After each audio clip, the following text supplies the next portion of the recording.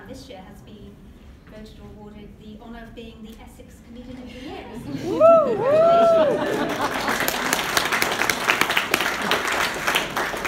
Luke has Asperger's syndrome and uses his comedy as a way of addressing that and talking about that. And great to hear you. Thank you, Luke.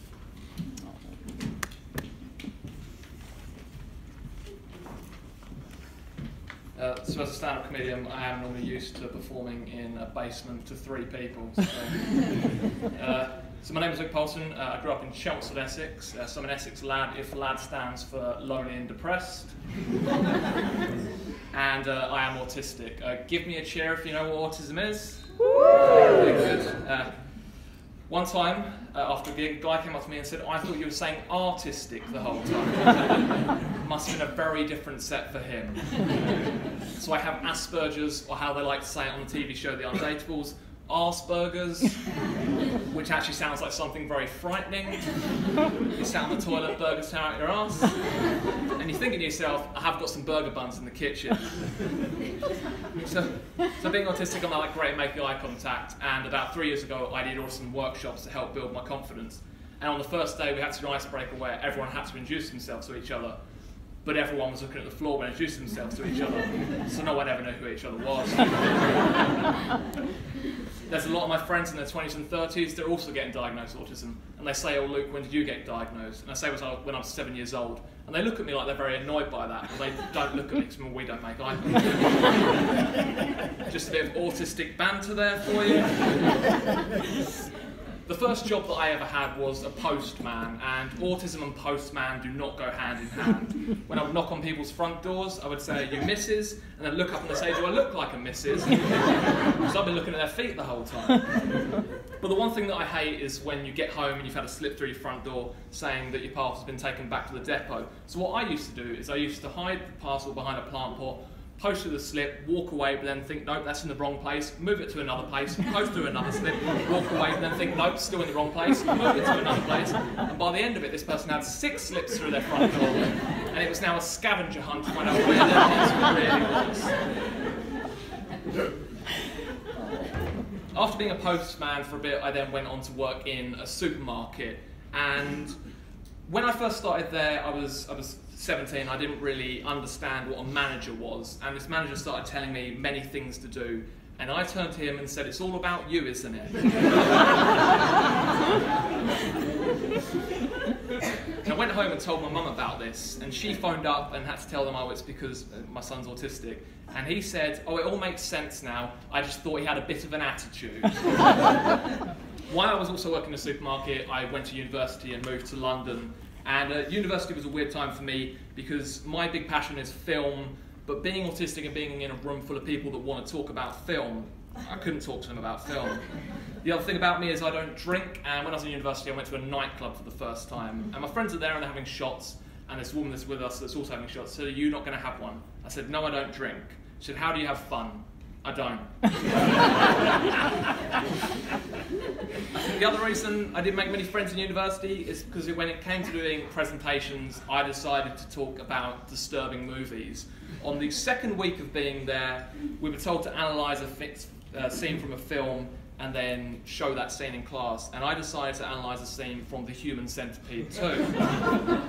And then I showed the scene in class where people were getting their teeth taken out by a hammer, getting their knees chopped off and then stapled anus to mouth, and then made to walk in a circle. And my lecturer came up to me afterwards and said, "Luke, you forgot to talk about one thing, how them walking in a circle could be a metaphor for the circle of life."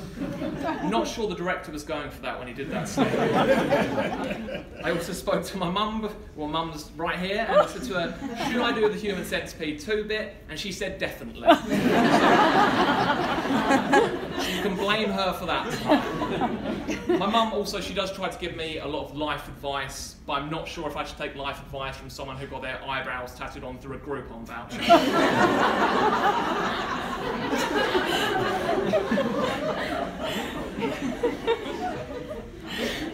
After working at a supermarket for a bit, I came and did some work experience here, and from that I then found out about a freelance AV company called Jacob Massey, and I went and did an interview with them, which was a lovely interview because Yvonne, who used to work for Jacob Massey, she knew about autism and was very helpful, and with the interview just asked me about my favourite movies. And then with freelancing, I got to work in many great places. I got to work in the Natural History Museum and hear things about spider dating, about how spiders find mates, and then I got to hear the thing about Jurassic Park, how much Jurassic Park actually got right. That was scientists coming in. And then I got a permanent job in a law firm, and I got to go 6 in the morning and hear people talk about their financial reports and Brexit.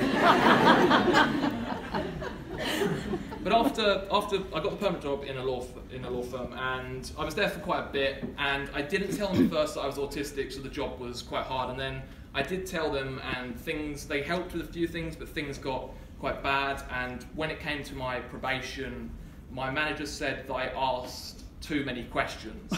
And that's what autistic people do. We like to ask too many questions to get that thing right. And then in this probation meeting, there was also someone from HR on the video conference, and they said, "Do you have any questions?" and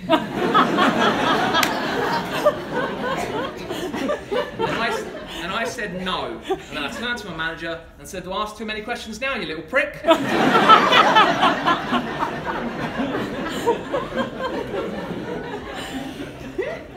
So I left that job, and then I did.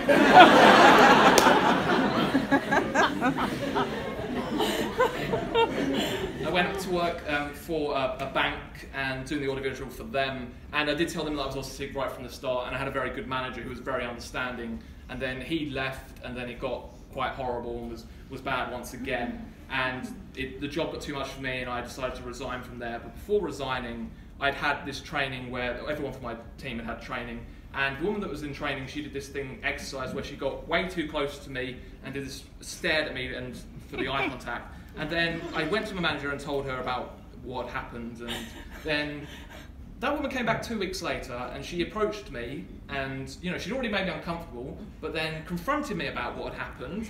And I said, she said, "I didn't know that you suffered from autism." See, the was in there. She went, suffer, that's the one. She didn't even phone a friend. That was her one. So I resigned from that job, and now I am working at Howard Kennedy, where the job is wonderful. I know you're all thinking I was going to say that's absolutely horrible, but no, it is a wonderful job. Right from the interview, when I was told them that I was autistic, the people that got me the job, they were really good about Howard Kennedy, because they sent saying, "Does Luke want to come to the building first to get to know the building?" Which straight away they already knew that's how you treat someone with autism. You just get them to understand the building and send pictures and that sort of stuff. And I'm having a wonderful time there. I'm really enjoying it. And I'm getting I'm the main AV person there, and it's sort of my passion to do this thing. And it's a great job and not horrible. So that's a good thing I'll say about that. And that's everything I really wanted to say to you. I'm having a good time in a job where the people are understanding and not horrible and want to help me as much as they can. And yeah, that's how workplaces should be with autistic people. But that's all. Thank you very much for listening and laughing. And thank you.